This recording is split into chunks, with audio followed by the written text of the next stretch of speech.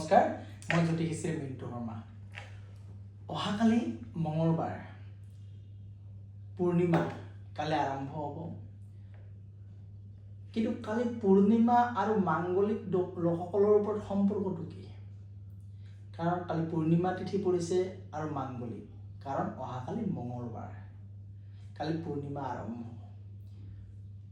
সদায় মাংগলিক মানুহবিলাক সদায় অকণমান বেলেগ হয়। কেনেকুৱা বেলেগ হয় মই আপোনাক কওঁ। মাংগলিক কেনেকুৱা জানে? তেওঁলোকৰ সদায় ধাৰণাবিলাক সদায় উচ্চ আকাংক্ষা। নৰ্মেল মানুহ আৰু মাংগলিক মানুহৰ মাজত তফাৎ এইটোৱে, কাৰণ সাধাৰণ মানুহ এটাই ভাবিব যে তেওঁক চলিবৰ কাৰণে এখন সৰু গাড়ী হ'লেই হ'ব। কিন্তু এজন মাংগলিক মানুহে কেতিয়াও সৰু চিম্পুল নাভাবে, তেওঁৰ থিংকিংবোৰ বহুত হাই হয়, বহুত উচ্চ হয়। যেতিয়া মই 100 টকাৰ কথা ভাবিম, সেই চেম বয়সতে এটা মাংগলিক ল'ৰাই 1 কোটি টকাৰ কথা বা বহুত ডাঙৰ ভাবে, যাৰ কাৰণে যিবিলাক মাংগলিক নহয় আৰু মাংগলিক হয় সিহঁতৰ মিলবোৰ খুব কম হয়। সেইকাৰণে সদায় বিয়া দিব লাগে মাংগলিক ল'ৰাৰ লগত মাংগলিক ছোৱালী, কাৰণ এই মাংগলিক ল'ৰাৰ থিংকিঙৰ লগত সেই ছোৱালীজনীৰ থিংকিং যেতিয়া একেলগে মিলি যায়, তেতিয়া সিহঁতৰ বিবাহৰ ক্ষেত্ৰত ডিভ'ৰ্চ বা তেনেকুৱা ধৰণৰ কোনো প্ৰব্লেম নাই। যেতিয়া এজন মাংগলিক ছোৱালীৰ লগত এজন নন মাংগলিক এজন বিয়া দিয়ে, তেতিয়া কি হয় জানে, সিহঁতৰ থিংকিংবোৰৰ মিল নহয়। গতিকে সদায় মনত ৰাখিব, মাংগলিক ল'ৰা আৰু মাংগলিক ছোৱালীৰ মাজত বিয়া দিয়াৰ কিন্তু এইটোৱেই কাৰণ এওঁ ভাবিবৰ চিম্পুল থিংকিং, এওঁ বহুত হাই। গতিকে সদায় তাৰমানে কি হয়, অকণমান এক্সট্ৰা এনাৰ্জি বহুত থাকে মাংগলিক ল'ৰাৰ ক্ষেত্ৰত। তাৰ এনি টাইম কিবা এটা কৰা, নতুন প্ৰয়াস, নতুন চেষ্টা কৰা, এনি টাইম লাগি থাকে। সিহঁতে নিজৰ লাইফৰ কথাই পাহৰি যায়, কিন্তু কিবা কৰিব লাগে।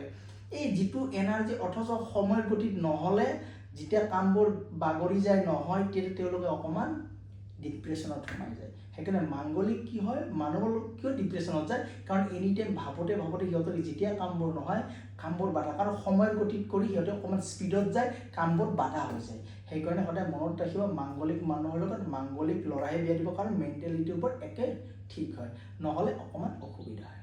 কিন্তু কালি পূৰ্ণিমাটো যিটো মঙলবাৰ, যিসকল মাংগলিক লোক তেওঁলোকৰ যদি দোষ খণ্ডনৰ কাৰণে অহাকালি পূৰ্ণিমাৰ ব্ৰতটো যদি স্পেচিয়েলি পালন কৰে, ধুনীয়া ব্ৰত পৰিছে মঙলবাৰ, খালি মিনিমাম আমি 21 বাৰ হনুমান চলিচা পাঠ কৰক। লগতে আপুনি কালি অৱশ্যই পূৰ্ণিমা তিথিৰ দিনাখনে দিনটো ব্ৰত ৰাখক, সন্ধিয়া সময় অকণমান কেঁচা ভোগ বনাই আপুনি আপোনাৰ নিজৰ মন্দিৰত দিয়ক। দি কিনে আপুনি যদি পাৰে নাৰায়ণ কৱচ বুলি এখন স্তৱ এটা আছে, সেইটো আপুনি পঢ়ক মিনিমাম 3 বাৰ। লগতে খালি হনুমান চলিচা 21 বাৰ কৰক। যিসকল মাংগলিক লোক, যিসকল লোকৰ বাৰে বাৰে বিবাদ, বাধা, অশান্তি হৈ আছে। লগতে কালিৰ দিনত যদি আপুনি পাৰে এটা কাম কৰিব, কি কৰিব জানেনে? সন্ধিয়া সময় ধূনাৰ গুড়া, তাতে কৰ্পূৰ, তাতে চেনি, তাতে অকণমান অগৰু, তাতে অকণমান যদি পাৰে কি বুলি কয়, যিটো লং বুলি কয়, লং ইলাচি গুড়া কৰি মিক্স কৰি অকণমান ধূনাৰ সাজত দি কিনে কালি সন্ধিয়া সময়ত ধূনা জ্বলক। আৰু আপোনালোকৰ শোৱা কোঠালিত যদি পাৰে আপুনি এপাত পানত 3টা কৰ্পূৰ লৈ নিজৰ ৰুমত আপুনি জ্বলাই দি সেই কৰ্পূৰৰ যিখিনি গুড়া আপুনি যদি পাৰে আপুনি যিকোনো জেগাৰ এটা ধুনীয়া সৰু বৈয়াম বা বটলৰ ভিতৰত ভৰাই খপাটো মাৰি আপুনি আপোনাৰ নিজৰ যিকোনো শোৱা কোঠালিত থৈ দিয়ক। এখনিয়াত কাম কৰক। লগতে আপুনি কালি যদি পাৰে আৰু এটা স্পেচিয়েলি কাম কৰক, সেইটো হৈছে কি জানেনে? অৱশ্যই যিসকল মাংগলিক লোক তেওঁসকলে যদি পায় যিটো আকাল বিকাল গাছৰ শিপা, সেই শিপা যদি আপুনি আপোনালোকৰ হালধীয়া কাপোৰেৰে সোঁহাতত বা হাতত, আৰু যদি কিছুমানে ইচ্ছা নকৰে তেতিয়াহ'লে অকণমান কঁকালতো আপোনালোকে সৰুকৈ পিন্ধিব পাৰে। তেতিয়া যিসকল লোকৰ মাংগলিক বা বিবাহত বাধা, হ'ব লগা বিয়া হোৱা নাই, ডেট হয়, পিছুৱাই যায়, অশান্তি হৈ আছে, বা বিবাহ হোৱাৰ পাছতো তেওঁলোকৰ মাংগলিক ক্ষেত্ৰত অকণমান প্ৰব্লেম হৈছে, সেই যিবিলাক পৰ্যায় অকণমান বেয়ালৈ যায় আছে, সেইটো অট'মেটিক পজিটিভ লৈ আহিব। আৰু যিসকল লোকে মাংগলিক বুলি জানে, অৱশ্যই কালি অকণমান তামা ধাৰণ কৰক।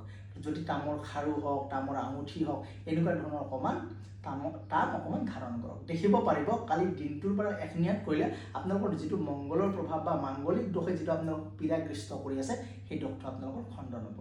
মই আশা কৰোঁ কালি পূৰ্ণিমাৰ দিনটো সকলোৱে ব্ৰতটো পালন কৰক। কালিও পাৰিব, পৰহিও পাৰিব, আপোনালোকে 2টা দিনে ব্ৰতটো পালন কৰক। কিন্তু স্পেচিয়েলি কালি মঙলবাৰে কৰিলে যথেষ্ট আপোনালোকৰ উপকৃত হ'ব। আৰু মই আপোনালোকক দিয়া 40 আপোনালোকৰ উপকৃত হ'লে মই নিজকে বহুত ধন্যবাদ বুলি ভাবিম।